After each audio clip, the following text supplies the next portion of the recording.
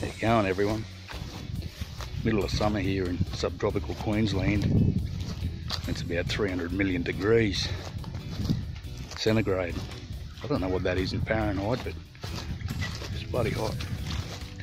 So I thought I'd take this opportunity today to walk down in my backyard. And I've got a lovely little natural bush setting. Instantly it's 5 degrees cooler, just coming out of that sun. Just gorgeous. The point of this video today is I want to talk about the difference and the similarities between a natural bush environment and a little food forest environment that's man-made.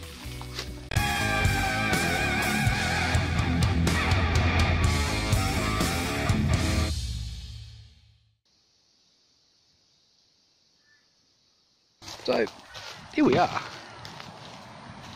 and as you can see, it's nice and shaded, and like I said before, it's just a heap cooler, and what you can see is just beautiful chaos. Things are just growing how they want to grow.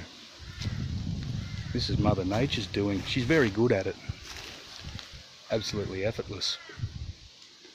And what we've got going on here is a system that's taken generations, decades and decades to establish itself and create this type of environment. And this same thing happens all over the world with these sort of systems. So there's a couple of things that sets these natural based systems apart from a man-made food forest, and that is the type of trees that grow in these natural environments. They're normally native, so they don't have any problem growing naturally, happily, require little attention, and Mother Nature just grows these things with minimal effort. She does a wonderful job. But our man-made food forest systems, they're generally consisted of plants that don't grow in the area. They're not native, and normally they come from different parts of the world. So the big difference there is that in itself. We have to cater for those plants. Mother Nature doesn't put those plants there. We're physically planting them. So that's something we've got to consider. So, and secondly, these native plants, or these bush settings, they don't produce food. So the chaotic order works very well. A little bit too well. But our little food forests, they're there to create food. So if we don't give those trees enough sunlight, generally after a while they become very non-productive. So it's something you've got to consider. So a natural setting, it doesn't matter about sunlight. If you're trying to grow food, you need to create that sun. So how all of this works is a very simple and ingenious thing. As these trees grow and develop and get larger, more plants start accumulating, because these larger plants produce seed. The seed falls to the ground, new little plants grow up, and over time, as it gets more densely planted, sunlight becomes a little bit of a scarcity. So those little plants struggle, they try and reach for that sun. But what happens over time is these plants start generating their own organic matter.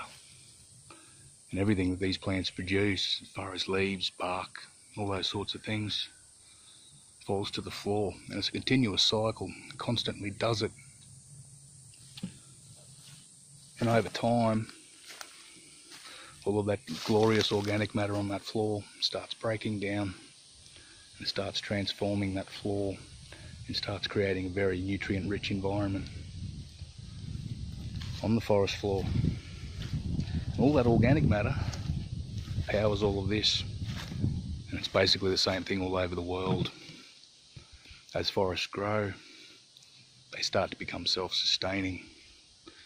They start to become very healthy, and it's all because of that continuous addition of organic matter. They basically feed themselves. They're quite clever. That's the same principle that we should take over into our food forests. A continual addition of organic matter, leaves, sticks, you name it, whatever you can get, continually add that to your floor. It'll be in various rates of decomposition, And as those bacteria and microbes and fungi start moving in, with the addition of moisture, earthworms will start moving in and you'll start ending up with very healthy soil. It takes a while though, it takes a few years, but it's quite achievable. Whereas in this environment, this has taken decades.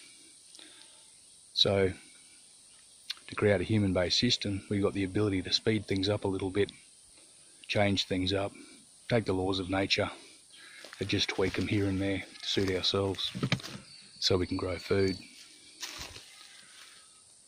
But the underlying thing here is take nature on board how she does it and observe and watch and take it all in. It's absolutely wonderful. So there you have it. Quite a few differences, quite a few similarities, but the underlying theory is exactly the same. Let plants grow how they want to grow. Accumulate organic matter. Feed your soil, make that soil nice and healthy. And try and position your plants that it's going to benefit them, not you. Okay, you have to make those plants happy before they make you happy. Provide them with shelter, give them the sunlight that they need, and you'll have a very, very happy and productive garden in a few years' time. So the best way you can start by doing all of this is take a few things on board. Don't take one person's opinion though, because what works for them may not work for you. Everybody's environment's different, everybody's climate is different, everybody's soil structure is different.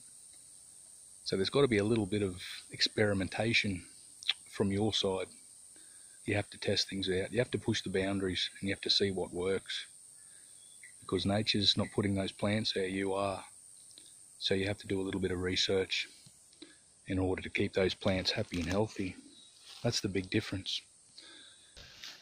So wherever you are in the world, I hope you're growing food, or you're thinking about growing food. Tell your friends, tell your family, because the more people that are growing food on this planet, the better off we're all going to be. It's a wonderful thing. So thanks again for watching, and I'll see you again soon. Bye bye.